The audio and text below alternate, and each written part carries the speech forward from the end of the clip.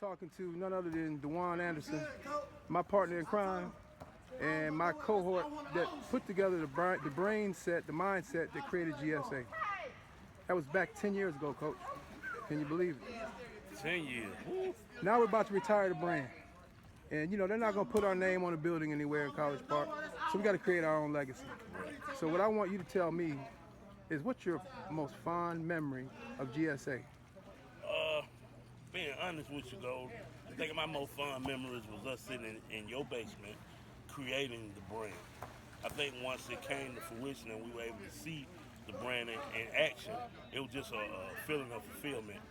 But the excitement for me came from us taking our little project of one team from an organization that didn't have the same vision that we had That's of right. the future, to creating the brand that was known as GSA, that a lot of people are not going to give us credit for.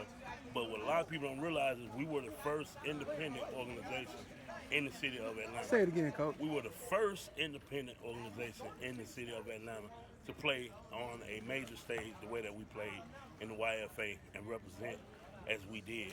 With a championship every year we played in the YFA. That's for right. the first 5 or 6 years. That's right. So my memorable moment was those moments in the trenches when we were really getting in and working and creating the brand. What's so crazy is to see out here today, we can pan to the left, we see these guys still out here in the pool, still a few left. We created something that people wear on their shirts, but deeper they bury it in their heart. Yes, They still wear that brand today. So I'm proud with you of what we created 10 years ago that still lasts today. Which leads me to my next question. So there was a time in our organization, I've been asking guys all day about my team that won 3 championships in a row, of which your son was a member.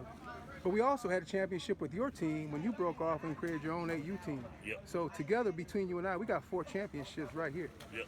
And I want you to answer a question for me. What do you think it is about the teams we created or the organization that allowed us to have that kind of success amongst organizations that never even have a championship?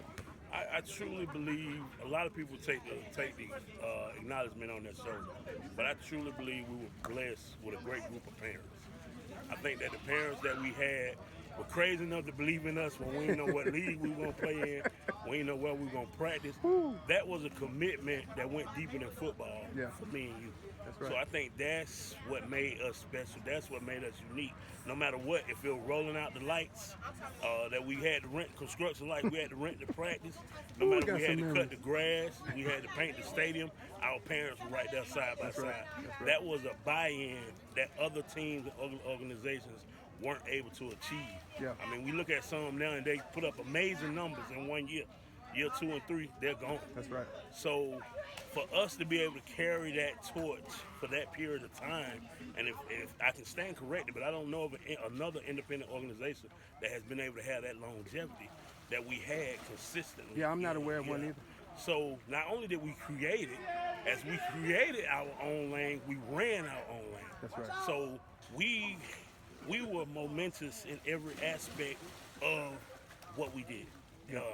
Creating history, creating tradition, and just bringing a different insight of youth football to Atlanta.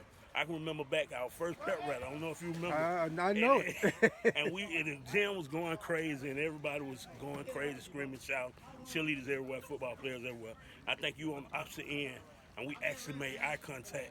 And I seen tears in our eyes for actually seeing the blueprint actually come to fruition and actually seeing us make an impact in the community that we knew at the time, even though we were living it, we knew that there was nothing else in the community of that magnitude.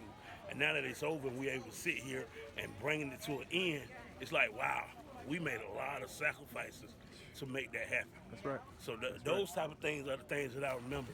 The football field stuff, great. Love the moments. But those things that actually taught us, while we taught the boys how to build, is what I think was most important and significant in this situation. And you touched on so many things, and you know I share a heart on this. We consider ourselves to be top-notch football coaches, can coach the game as well as anybody. So football was a given. We knew that we could have some success at doing that. But what warms my heart most is that we still have a group of kids that are 18 and 19 years old that still hang out like they're 8 years old in the pool until dusk, and they still like each other, and they still do great things, and they're going to do even greater things. Which brings me to my last point. So now that we're retiring the brand that we sat in the park and created 10 years ago, and you know, as people move on, things change. Social media has had an impact on the game. parents and players approach the game differently. When they reflect on GSA in the future, down the line 5 years or 10 years from now, what do you want them to remember and say about GSA? I want them to remember the hard work that we put in, the dedication that we put in, the commitment that we put into our kids. And me and you always said we're dumb enough to believe that we can do both. That's right. And here, as we stand here 10 years later, ready to hang it up, we had 4 or 5 championships in the top league in our city, Frank Ski appearance, and off the field, we did some great, amazing things. Volunteered 2 to 3 times a year. That's right. Putting our action behind our mouth. From the tutorial pieces that we did with our kids, from the bonding pieces and teaching them how to give back, the brotherhood program that we had where they had to look out for the younger kids underneath them, all those type of things we were able to do and still be successful on the field. So no matter if they give us any other accolades that any of these other people get, I want them to remember the work that we put in to make sure that the guys that we can touch in our community will make a difference, and they'll grow up, as we see now, to make a difference and be a different man than they possibly would have been. Well, I appreciate everything you said, and I'm going to say this. If I have to leave here tomorrow and I'm in no rush to go, I feel I have fulfilled a purpose on this earth. And if only one of these boys is better as a result of coming in our path, then I've done what I've been called to do. That's exactly what it is. I really want them, when it is our time to leave this earth, I want them to speak of everything. And by the way, he was a football coach. Exactly.